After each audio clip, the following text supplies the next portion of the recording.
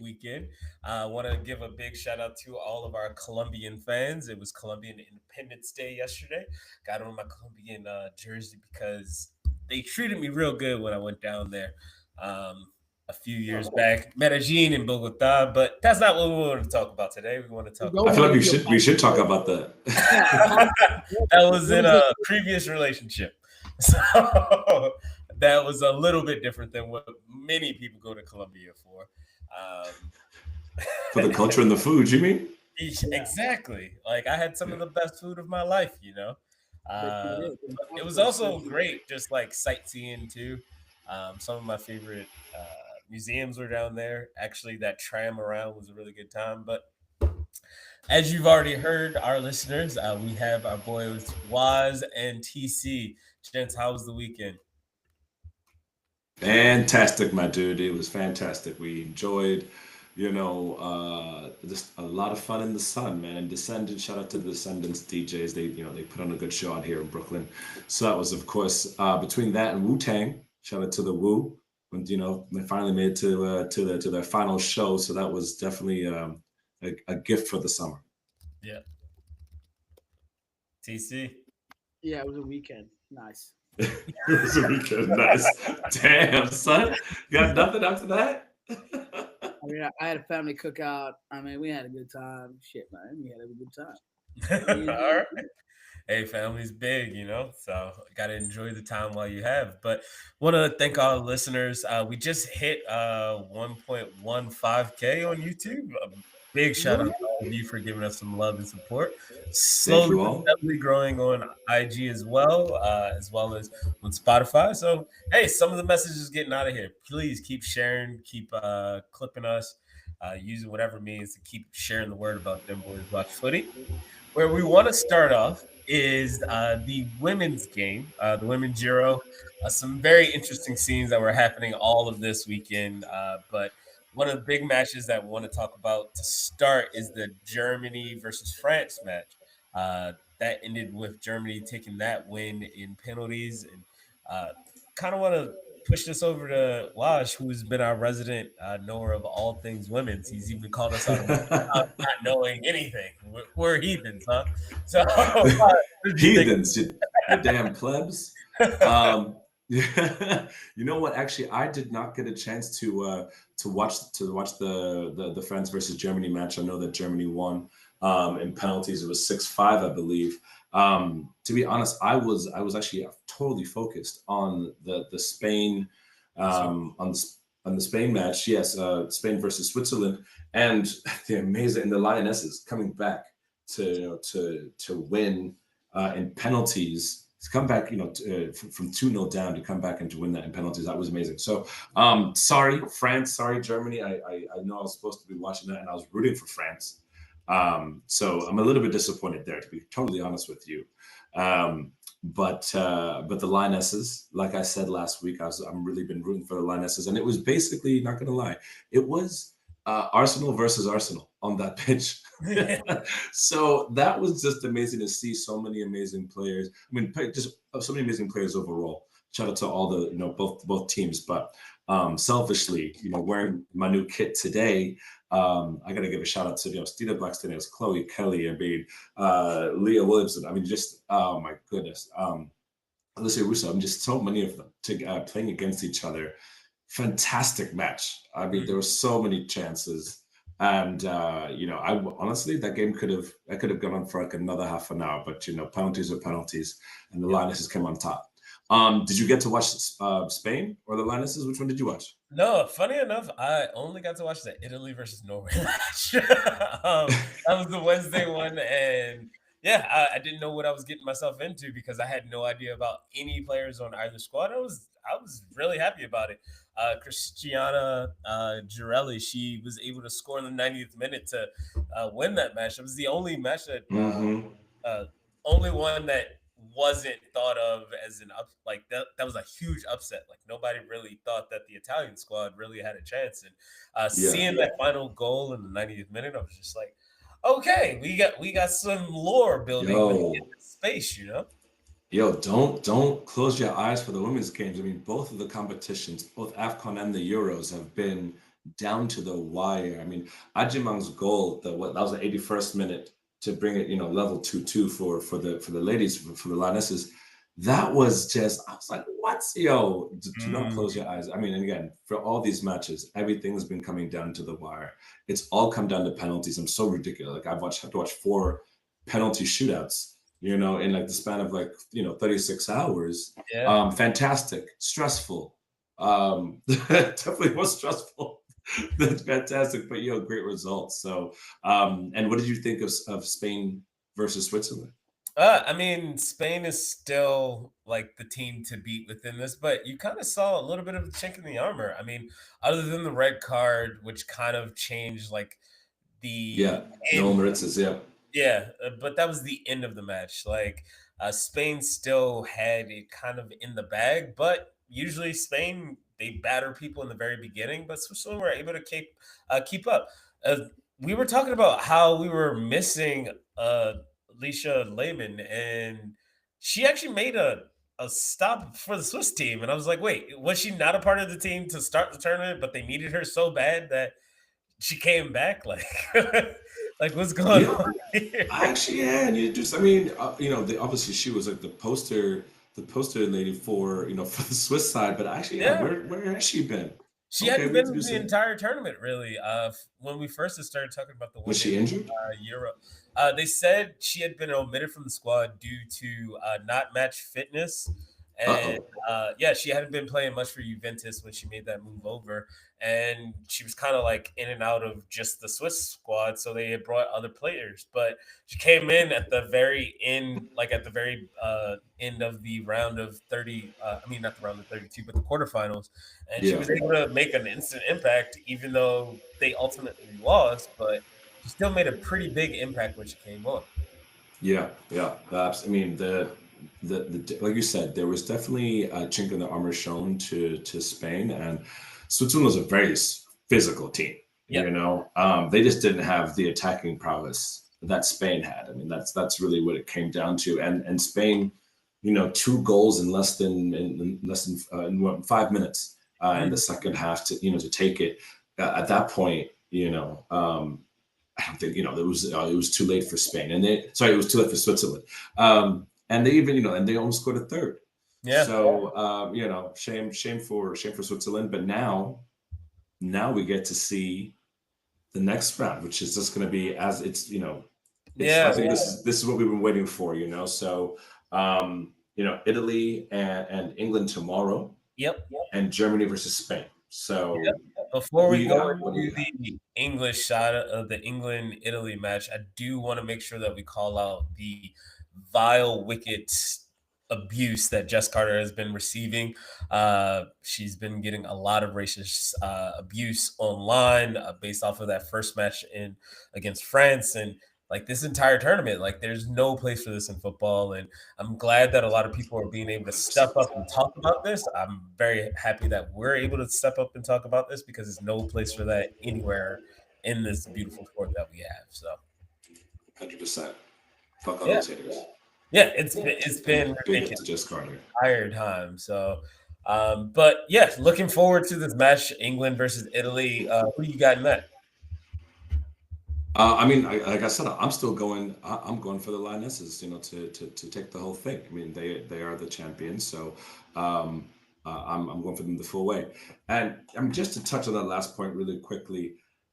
It's obviously this wasn't just Carter, but with Ajimang, who scored the drawing goal. Once again, we have where the racist abuse is so prevalent in the English game and just in the game in general. We saw a lot. I mean, Reese as well. She did fantastic. So it's just ridiculous that we're still seeing this shit from these trolls, these internet trolls who think they're gonna, put these ladies down. So I mean, I hope that Jess Carter comes out swinging tomorrow and shuts them all up. So with that said, England, England all the way. All right, fantastic match. Yeah, that'll be a good one. And then we got Wednesday, the big one, Germany versus Spain. I called it being France moving forward. So the fact that Germany pushed Yeah. forward, I'm excited. From Find Her Football, Crystal, her and I have been chatting about this one. She called uh, Germany moving forward. I Mm. called out France, and so lost that bet there. But Yep. yeah, Yes, you really, did. Me yeah, too. Me too. I lost. but I'm excited that like that is going to be a really good technical physical match. What are you thinking in that one? I mean, it's gonna be physicality and technique versus speed and skill. Mhm. Um, I'm still gonna go for Spain, but I mean that can go either way. Again, like we said, there was a chink shown in the armor with Switzerland, but the ladies still won 2-0. So they've been on a ridiculous tear right now. So even in their hardest times, they're still doing pretty well. So yeah, I'm still I'm praying for this England Spain champions versus the newcomers Yeah, or the number twos. I mean, it's gonna be. I need some Rocky versus Apollo type shit to go down, yeah. and that's what Round I'm two. hoping Yeah. for. Exactly, that's what I'm hoping for right now. So sorry Italy, sorry Germany, but I need what I need. I said what I said. Yeah. And if we want to continue on the same What do you vein, got? oh, I was going Spain versus England as well. I think Okay. Italy has punched far above its weight. And Mm-hmm. I think England is being buoyed off of all of the noise on the outside. And I think that's going to make their dressing room even closer. And for the Spanish versus German match, I feel as though Germany probably expended so much within that match with France. Spain, even though they were kind of taken to the brink, but still had a very comfortable win. I think Spain is just going to keep on humming along, and it's just going to be an England versus Spain final on Sunday. And I feel as though Spain might get their look back. So we'll see. All right. Well, we'll see Yeah, tomorrow. We'll see it can only, Wednesday. it can only be played Tune on back replay. in. Yeah. Exactly. Next, I definitely want to make sure that we touch on the women's African Cup of Nations matches as well. My squad Yes. that I've been really pulling for, Nigeria. They did it. They made it to the semifinals. They're going to be playing against South Africa in tomorrow, actually, and then we have Morocco Yep. versus Ghana coming up. It was very sad to see Zambia get whooped like that, Yeah. especially with she's a top scorer within the NWSL, but the fact that Nigeria hasn't conceded a goal this entire tournament Yeah. is huge. So Yeah. just No. watching the squad right now, like Nigeria's humming. Z, I'm very happy that she's starting to get some real big play, and she actually has the squad around her because unlike her first time in the national stage against competition around the globe within the Olympics, the last time where Nigeria were knocked out, she has a proper squad around her this time, and you're seeing the results of it. So, Laj, want to send it over to you. Waiting on TC to get back here, but I'll send it over Yeah. to you. Well, look, the Eagles are flying high right now. Like you said, I mean, the only lackluster game they had was against Algeria, and that was a 0-0. So, clean sheets across the board. Obviously, I want South Africa to win. That's a no-brainer. And they did fantastic in the penalties, but also that was a goalless regular time match they had against Senegal with a 4-1 win in the penalties. And with the Ghana Algeria game also Also penalties. penalties, yeah. So everything is going to go down to penalties, and so I think that is at least that's what's happened for these past two games, and I think that is going to be a problem for Banyana when they have to go against Nigeria. That is just scoring goals left and right. Yes. So I'm quite concerned. Check in on me at around 1:30 p.m. Eastern time tomorrow to see how I'm doing physically and mentally. But when it comes to Morocco versus Ghana, that one also tomorrow. That one's I'm excited for that one. Yeah, Morocco had a great game. Morocco is the favorites for this tournament. So Yeah. They were able to defeat Mali 3-1. 3-1. And they were one of the few squad. They were one of the two squads that didn't have to go into a penalty shootout. And I always feel teams that don't go into penalty shootouts, especially before like a semifinal or final, usually are the ones that are going to take it into the next round or win it all because they have steely focus where they're able to just kind of just keep pushing on, keep moving on. They didn't have to worry about the anguish and heartbreak of like, oh, we're about to miss a penalty, or you have to have like a wonder save from your goalie. So I've always felt as though that team that doesn't have to go into the penalty shootout and they've won already, they should be the favorite to keep moving forward. So I'm going to say Morocco. And I feel as though I know you want South Africa to win, but I just do. have a feeling Nigeria. Sticks is going to save them. Sticks is going to save them. Andile, chap. She is. Andile Dlamini, yo, she was ridiculous in the last match. So I really feel like that she's going to be the one. To I mean, no disrespect to the rest of the team, but she has been fantastic between the sticks. So and keep in mind that South Africa is going in with no cards. They've got quite a fresh squad. So let's see what happens. So come on, South Africa. Oh yeah, for sure. And I'm really excited. Like I haven't seen a match for third place in a tournament in a long time. And the fact that the AFCON, women's AFCON actually has a third place match, I was like, oh, okay. Right? Yeah. So whoever is going to make it moving forward within this match is going to be who loses this match. They play on Friday with the final on Saturday. So right now I'm going to go Nigeria, Morocco for the final. Waj, you got Africa and Morocco? I have South Africa, Ghana. Oh, okay. Yeah. Completely opposite. Okay. Yeah. We'll see. Yeah. Sorry, Morocco. Would love to have our listeners chime in as well. Please let us know if you have any thoughts on either the Euro or the African Cup of Nations. So a lot of exciting football this summer. So glad that this summer of footy has just been in full swing, you know? Yes, most definitely. Definitely. Come on, ladies. Let's bring it home. Yeah. Now, I want to switch gears over to the men's game. It's been a very explosive time period. A lot of clubs are going into their preseason and they're finishing up their transfers. Now, TC, though he has now conked out, want to go into talking about his squad, Manchester United. Everybody had been making fun of them because they had only signed one player, Cunha from Wolverhampton, for 64 million euros. And then they were able to actually land their guy, Brian Mbeumo. They got him from Brentford, Premier League proven scorer, young gent. He's now headed over to the Theatre of Dreams in Manchester United. How do you feel about this move so far, Wash? Is it really needle for them? You know, I mean, Brian Mbeumo did fantastic last season. I mean, I think for 55 million, it's it's a great buy, especially with Rashford going out on loan to Barca. So I mean, he is really right now. He's at a great age. They've got him at 25. What were his stats last year? He did like 15 games and scored, I think it was under 10 goals. But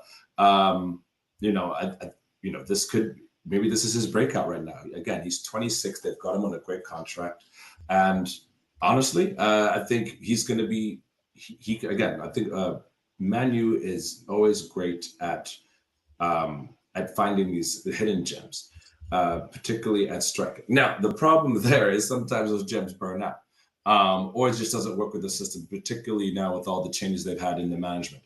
But if Mbeumo can be embraced by the culture of Manchester and Manu, and he can work with Amorim, then why not? Then if you could even get double of his goals from last season, then shit. I think that he could be one of the missing pieces that they've been looking for. They still got a lot more to go, but I mean, I rate it. Yeah, I mean, one thing that this really showed me is even though they have a surprise bid that they put in for Gyökeres, and he's already said no. You to bastards. Yeah, right. He was like, no. Yeah, but Manchester United knows where their flaws are, and they're trying for their manager. Now, one thing that I'm very curious to see is both forward slots in this 3-4-3 that Emerman is going to try and that means 3 defenders, 4 midfielders, or 2 central midfielders and 2 wingbacks who just run back and forward, just going crazy on the right and the left hand side, and then you have 3 forwards who can interchange or just stay static. He likes to keep them left and right. So I'm really interested to see like how Bruno is actually going to slot in here, solely because you're moving him back to one of the central midfielder spots.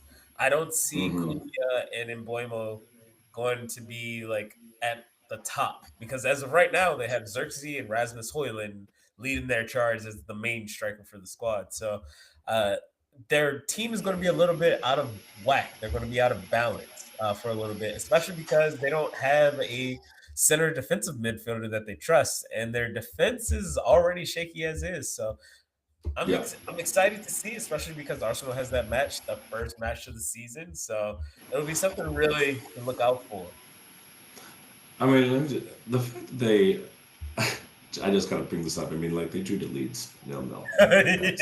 It's still early. It's mad early. Still we're in preseason, my guys. But I mean, you brought up some very good points there. So yeah, can Mbuemo be one of the missing pieces? And who else do you think they need to bring in right now?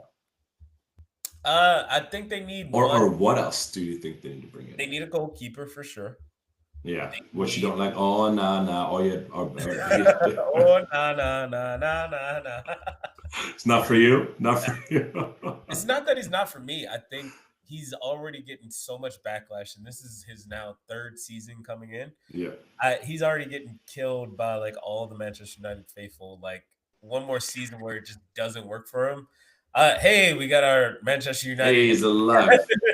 We got our Manchester United man here. We were just talking about getting Brian Mbuemo, and now what else that Manchester United needs. I'm saying that you need a goalkeeper, one more wing back, and another central defender. I think Mbuemo and Cunha are going to do pretty well on the wings in the forward spot. Bruno's going to have to move back, so you need somebody to give him some defensive help in the midfield. TC, we'd love to hear from you, the resident Manchester United man.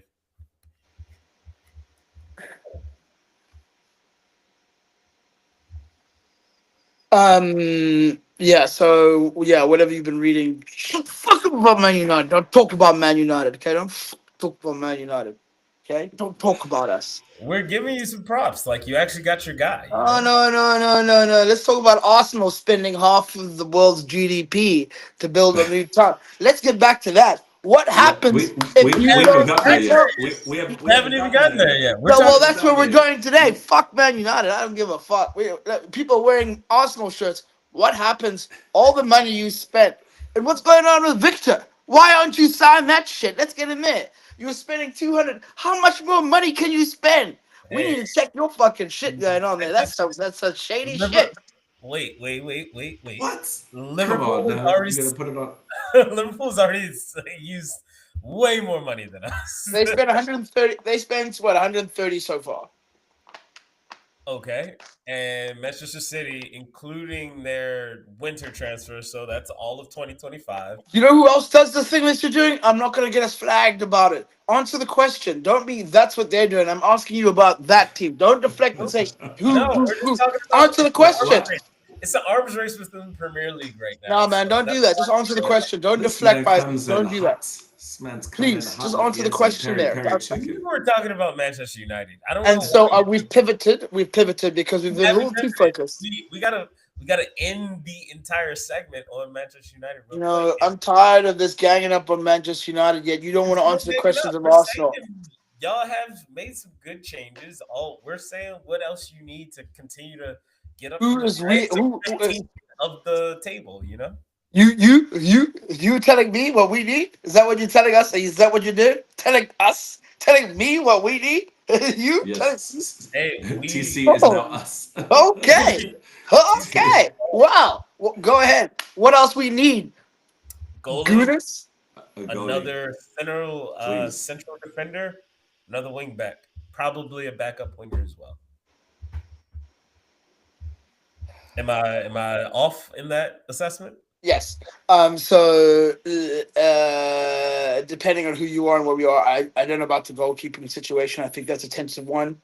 Um, I think we also went on it last season, so let's see what happens there. I think it's all well and all saying we need this and that.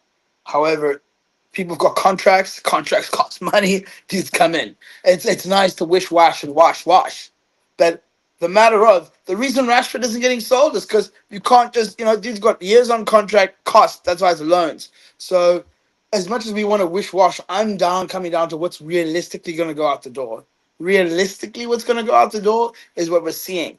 I don't know why people think we're going to get rid of other players. The players who are being left behind are still going to be there. I can guarantee the way Man United works, we're going to have Garnacho. We're going to have all the guys. They're going to be there. The way United works, it's going to happen. Trust me. Those four will be welcome back. Y'all need a flash sale. That's what you need to do. We need that, but it's not going to happen because of everyone's kind of like, well, Garnacho can go. I think it's just get a good price from him. Sancho, Juventus, nearly done. But we'll see. The problem is like these high wages and stuff that people have. I think a wingback would be great. I think, no one really wants to. I hear what you're saying. No one wants to push Bruno back. No one wants to push Bruno back. We push Bruno back. That's like saying, hey, Arsenal's midfield will win you the league. No, it won't. He's our most creative player, one of the most creative, creates the most assists in the league, in one of the 5 leagues, and you're going to push him back? Doesn't make sense. So you actually want to push him forward and give him the support behind him so he doesn't have to come back. You need to exploit players' best attributes. Bruno's best attribute, scoring goals, creating goals. You said wing back, no problem there. Issue is we've had some wing backs that are made of glass. Unfortunately, Shaw's one of them. Very, very talented player, but made of glass, like Santi Cazorla. I think Cunha and Burma, the good thing about them is that they're Premier League proven. So that's the difference that you see with some of the other players. It's funny. We bought 2 players for the same price. Liverpool bought their 2 players, Florian Wirtz and the other player. Both are unproven in the Premier League, yeah. So it's interesting to see. We went for same price, pretty much, Maybe one's 100 million, but we paid 2 for 130. They paid 2 for 130, regardless of how you want to pay it. But ours are both proven. So I think, I apologize. I didn't mean to come in hot there. I am just very vindictive of where the club is at the moment and kind of a bit disappointed with the speed of which our transfers are being carried out. But that being said, I have to remember we have very complicated situations and contracts. And that's what all viewers need to remember out there. Getting rid of players is not just clicking a button and saying yes. There is many intricate patterns that have to happen. There have to be an acceptance of fees. The player has to agree. They have to agree terms. Then there are all those other things. Then there's still the medicals, and there's still all the permits. So as much as we want to go through that, many of those things have happened only for one to fail. A permit has killed all of that. Everything's agreed. A permit, not even in the football, has killed all of that stuff. So unfortunately, I have a bit of a glass half full at the moment because of my club, but don't you worry. Okay, I'm ready to pivot. Let me get another question for you guys though, because this one is, it's one we talked about Mr. Rashford the other day. How do you guys feel about him going to Barca? I mean, he's taken a cut in his wages to go play. He will be playing in the Clásico next season against Trent. And now at 27, right? Trent Andrew. So at 27 now, is this his time? Is this what he needed? I mean, if this is not your time, then did he need to leave England and finally, obviously you got loaned out last season as well, but now the different country, different culture of football, everything. Is this the time for Marcus Rashford? Hey, only time will tell. Waj, I think that's a great question. I think, are we happy? You know what? I don't want to sell Rashford, but I'm happy for the kid. Go to Barcelona. Great dream move for most people, right? Who's he competing with? It's a football team. So he's competing with he's got Lamine and he's got Rafinha. He's got Ferran Torres. They've got a whole, he's got Lewandowski. He plays in that number 9 role. So it's a nice squad to learn from, to get better from. So I'm hoping, if anything, that the guy gets better for two reasons. One, if he does gets better, the price that we're able to sell him for much higher. Number two, if he gets better and he wants to stay, even better for us. It's a win-win, son. Shit. And he's taking lower wages. Shit, son. They're paying us to take him and to pay him less to make him humility come down to earth. Shit, son. This is called school Win. of life. He's gonna quickly find out. He's been the big boy over here, big boy for too long. So Yeah. Barcelona, a lot less pressure in terms of from him, because it's pressure's well. I think the pressure is more spread out there. Barcelona won't be freakily on him as it was, especially coming under at Manchester United, which is why you saw him flourish a bit more at Aston Villa, because there's less pressure. Barcelona is a bit more pressure in general from the media wise, but from the English media, he will have a lot less to deal with because there'll be a lot less eyes in that sense. So it might allow him to Facts. flourish. Um, I Yeah, want the that was kid to do well, man. I want the kid to do well. yeah. I want Rashford to do well. Like even if he did play for Manchester United, like Whoa, that's rude. he did good things for the community. Like he did good things for children all across the UK. Like how can you not And support someone like continues to do so, Exactly. How can you not support a man like that? So Is yeah, he got ripped up by the media a lot, especially just like whenever he tried to express himself as just a boy becoming a man. Like Even if he went on holiday, my man, he would get killed exactly, for like, why is this guy on holiday? Why is he overdoing this thing? Again, Yeah. part of This the reason child. is the media's bias towards black English players. Let's not call a spade a fucking wheelbarrow. It's a fucking spade. That was part of the problem. You can see it quite easy, is that you were looking at, and that was he was being admonished for living his life. Man. Obviously, it did help the Manchester not doing well, but then for the next few weeks, he goes to a basketball game in New York when he was always going to that basketball game, always had that week off regardless. It's a fucking private flight, 6 hours, and they're like, oh, this guy, oh, not serious. Go fuck yourself. You know what I mean? Like, people are like, oh, even, it's bullshit. The dude can't live his life, and that was the thing, man. He trains the whole off season. No one's saying anything about that. He's been training the whole off season, huh? No one said anything about that. But during the year, when you're having like game after game, training day after day, and then you got permission from coach to take 4 or 5 days off, you fly to USA, sit in front row, you get you. Come on, man. That's the problem with the bias. So I think the bias will be less on him and allow him to flourish. The important thing for people, it's a World Cup year. It's a year you want to be selected, you Yep. want to be playing. So I'm really hoping that being at Barcelona, he will get a platform to showcase that skill. It's not going to be in front of like Gareth Southgate every day like Aston Villa, but being at Barcelona means all his games will be quite televised, and being Rashford, he'll be up there. So I'm hoping he gets the opportunity so that we can take him like Anthony did. And I hope he hits form, because my team for the World Cup is always going to be my own countries, but and then England. yeah, I feel that. No, I'm excited to see what he does. He's probably going to get around like 25 to 35 plays this entire season, off the bench as well as starting matches. Like you got Copa del Rey That's matches. that's It's great. just Yeah. good. It's going to be really hard for him to just walk within this squad. Mm-hmm. And one thing that, does he wilt or does he just show the championship medal? Like he has won trophies. He's won more trophies than any Arsenal current player currently. So, hey, like, what are you going to do? You had to give him that one. Now he's not going to shut the fuck up about it. No, the other thing is you got to notice is going from the English to the Spanish league is he has the technical ability. There's no doubt about that.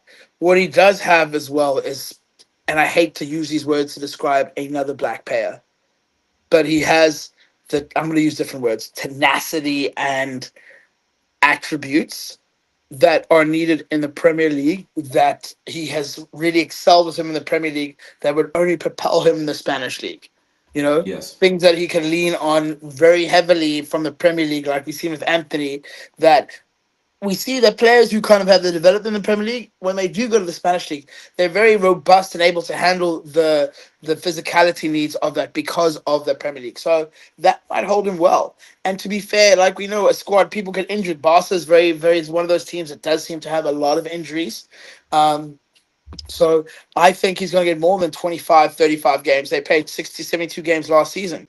So I think he could easily play 40 games, 40, 50 games off the bench. And if he's performing well, he can own that left flank. If Over To be fair, Rafinha. like I think Rafinha loves the left flank as well. Rafinha is an inside winger. Inverted winger by trade, which is right to left, but you have Lamine there. I think what you might start to see is maybe, I'm not going to try to dictate, but they might try and drift Lamine inside, play him in like that deeper number 10 role just behind the Yeah. striker, and then make room for Rashford, Ferran, Torres to have a bit more pace out wide and utilize Lamine a bit more this season. You know what I mean? As you grow into the game, you want to be on the ball a bit more. And you're also That's forgetting about Danny Olmo. Like he does play in a central role as well. Like, and he's way above. He's way ahead on the depth chart than Rashford right now. So yeah, I mean, Danny I Olmo plays in the middle of the park. Rashford plays on the wings, brother, and he plays at the front there, or he yeah, plays I don't as a think false Rafinha nine. is going to lose any space, and that's what I'm saying. Like you have Lewandowski, who they need to do a lot more management with. He's getting older. What is Lewandowski now? 36 or 37? Yep. You saw when he got injured in that match against Inter, they really needed him. He came on at the very end of that second leg, and he wasn't able to do what he needed to do for them to actually make it forward. So You could play a they 4-4-2, have two strikers. You could play like a 1-2-3-5, they have have they two have wing backs, have three in the middle. Then you can have Olmo. Then you can have they have Lamine. tactical So flexibility. So I'm excited. that's what it Again, does. It gives you exactly. It gives you do you think versatility. Barcelona is going to repeat as champions? It's hard to say. You really need to see what happens at the end of transfer season. What everyone does, people where they strengthen. I think that's kind of pulling a strength. You could start to see some of the teams. We've got some of the strengthening, but it's very early, very early. But man, there's still going to be a lot to be done, especially as teams go back into practice, start going to preseason this week, start having that. You'll start to see movement. If, let's say, what I've seen happen, West Ham beat Man United 7-0. Man United panic. They go and spend 400 million, which then makes another club have 100 million in their pocket, which then So these things are so agented and connected. It's crazy. You go buy 100 million player from someone who comes then to buy a player from me who gives me money to do stupid shit, and that's what happens. So I think Barcelona are definitely going to have a struggle this year. I think they have a great opportunity. I think we saw a team in Madrid and Atletico Madrid, actually, to be fair. So I think again you're going to have like it's a three-peat over there. Let's be honest. Like Madrid Yeah, are definitely, pretty how much. can you not? It's hard to count at this point.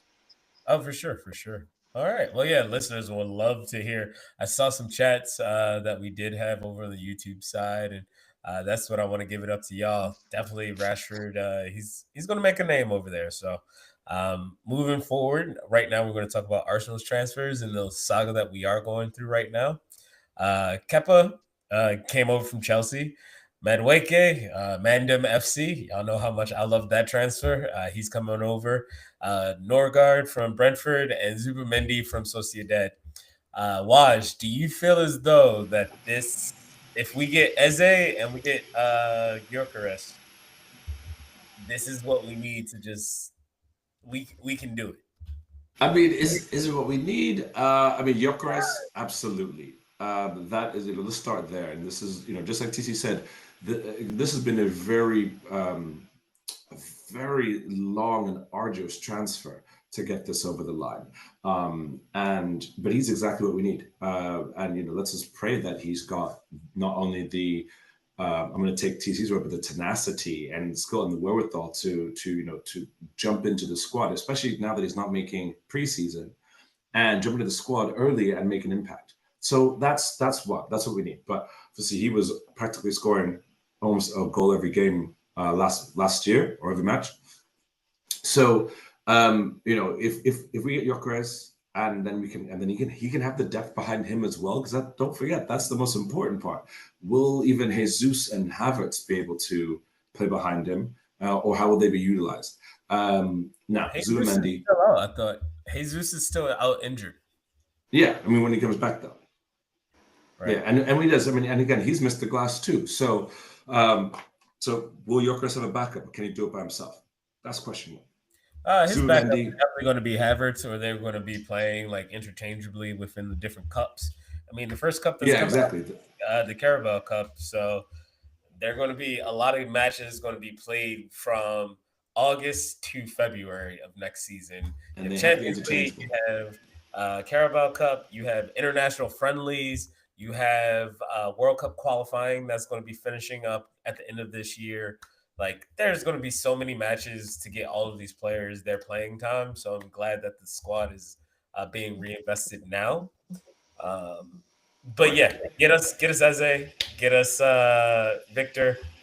But even to your question as well, with Zubimendi and Christian Norgard now coming in, I mean, it's not like we're not adding to our depth. What we're doing is we're replacing players. Partey's out, Jorginho's out. With Trossard possibly, leaving for Galatasaray, then obviously Madueke coming in, and also with the the signing of Ethan Wanier's new contract. Hey, I think we've got some great players coming in, but yeah, we do need a bit more. If we got Eze, if we got Rodrigo, what else could we get? I mean, Kepa, really? He's a really good backup. He's a great backup. Let's just keep him in the back. Let David Ryan do his thing. Kepa can play, he can play in the Carabao. But when it comes, I mean, I think we've got a very strong squad, but Gyökeres is one of the final pieces, and then having backup or replacements for, a backup for Saka, of course, and then on the left side, having a bit more depth, having Trossard. Martinelli obviously did not have the best season the past 2 seasons. I was going to say 2 seasons, Yeah, so he's definitely a doubt. I don't think he should be starting. So can Madueke take that spot? And how will Nwaneri also come into play? I also was hoping that Nwaneri would be a backup for Odegaard, but now it's not going to be the case. Or maybe it will. They'll change it interchangeably. For sure. But regardless, again, is this enough depth? I'm not sure yet. I think the jury's still out on it. And especially to your point that this is a World Cup year, that means even more matches and qualifiers, and even more strain on the players. So I think it's incumbent on Arteta to get a couple more players and make sure we've got the people in the right positions and enough depth right now, because otherwise we are not making it to May. Yeah, and we always, for some reason, the tires just fall off all the time in March. Exactly. So I mean, and that's so I'm not casting any balance on our team or anything until I see the final squad, because we're see you next season FC right now, and it's like, so Netflix FC. So I don't want to put all my eggs in Gyökeres's basket. So yeah, let's see what more can come down the pipeline, especially with the transfers that that Liverpool's been making. Yeah, they're heating up. Chelsea is obviously coming off a high, so and we're just taking their players. So let's see. Kudus has now come to Tottenham. Jackson, so we'll see how that goes. Enjoy. But before we close out the transfer segment, I did want to bring up the big agent bombshell that came from Alexander Isak's camp. He said that the next move is close, which means either he's going to get more money from Newcastle or some squad is coming in for him. I thought Liverpool were going to go for him, but there are very strong reports that Saudi Al Hilal is in for him. So we'll see how that goes. I mean, Chelsea still are looking for a striker. Manchester City probably don't need him. Isak does not need to be going to Saudi. Let's be real. He needs to first off win a cup. For one of the big leagues. I think him going to Saudi right now would be a massive, massive mistake. That he will. It would be hard. It would be hard for him to come back from World Cup. I don't know. Al Hilal, they looked really good. They beat Manchester City, and Pep was playing his best. So Yes. No, we all saw the match, and it was fantastic to watch Man City just crumble underneath Al Hilal's boot. But for Isak to go, I mean, I just don't think that's the right move for him. The money will obviously be right, but was that the right move for him as a professional? The jury's still on that one. I would say no, yeah, especially with Liverpool trying to go for him and plenty of other suitors. Do you really want to go for a massive paycheck, or do you really want to just take yourself to the next level, leave Newcastle, either get the paycheck because he did fantastic for Newcastle, but do you either stay there and give the fans what they want for at least another 2 years, or do you move on and go yeah. find another home? But Saudi ain't it.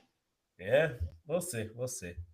And before we wrap up, I want to let before I let Waja kind of take over this segment, I do want to bring up that Arsenal had a kit release today. Our away Yes, indeed. but because we were just talking about Newcastle, Arsenal has just released a statement saying that the new away kit is going to be featured against matches in Singapore with AC Milan, against AC Milan, and against Newcastle. So, Waj, I want you to take this one today because this was a really big thing within our local circle. Yes, indeed. Yes, indeed. So this morning, the announcement of Arsenal's new beautiful dark blue kit was released, and in the video, and it's only a few seconds, but in the video there is a feature of our home bar here in New York City, O'Hanlon's on 14th and 1st in Manhattan. So shout out to O'Hanlon, shout out to the 14th and 1st crew, the in New York Gooners out here. That was such an amazing just scene to wake up and see that. I mean, I freaked out. I legit texted everyone from the bar, was like from Cristiano to all of them. Shout out to all the crew. Just be like, yo, did you guys watch the leak yet? Like, just wait for it. Wait for it. I'll wait for you to watch it. And then everybody just freaked out. And they animated the outside of the bar. So, that is, there's a lot of debate over in New York City specifically, and I love the banter about which is the best Arsenal bar in the country, but not only which is the best Arsenal bar in New York City. And I think with that, and no hate to no shit to any of the bars, but I think with that one, Hans might have to take the best bar, y'all. So, big up to that. I think so. I think so. I mean, it was amazing to like when I first saw it. I was like, "Oh, I go there." All right. So, that's actually my second home. Okay. I've been going to that bar to watch matches either at 6 a.m. or like at 1 p.m. Like no event routines. Like I would go for more than a decade. Yes. Yeah. So yeah, good time. And seeing that it's getting its due. Especially because previously the crowds were always split when it was in the city. It was Blind Pig or O'Hanlon's, and then Blind Pig went under, and then O'Hanlon's has still just been kicking on. So that being like now the mecca for Arsenal within New York City, that was and the fact that now this is the second time that Arsenal has featured O'Hanlon's in social media. The last one was, of course, a thank you to the fans for a goodbye, but this was the first and only time we've ever seen like just one bar, not just a bar in London, but it's by the stadium, but like a bar in New York City. So yeah, that was a very proud moment for all of us, and I think I speak for the bar, for the staff there, and for all the Gooners that come down there, and anyone that's been to that bar. And if you haven't, please come through to say that was a very special moment. For sure. And you wear a Tottenham jersey to that bar. For those who don't know that. Oh yeah, don't do that. Don't come to our bar. Last time that happened, that was after the Champions League loss, and I for sure thought people were about to get hit with bottles over their head. So please, listeners, we are very peaceful, but like don't do that. Don't do that. Don't be disrespectful. Yeah. Because then we might lock the door on you. I'm just saying. Exactly. The alcohol has been drunk. And it is an Irish bar. Yeah, for sure. But that is the show today. I want to thank everybody for giving us a listen to Dem Boys Watch Footy. It's your boy TC. It's your boy Waz. It's your boy E. Thank you all. Have a great night.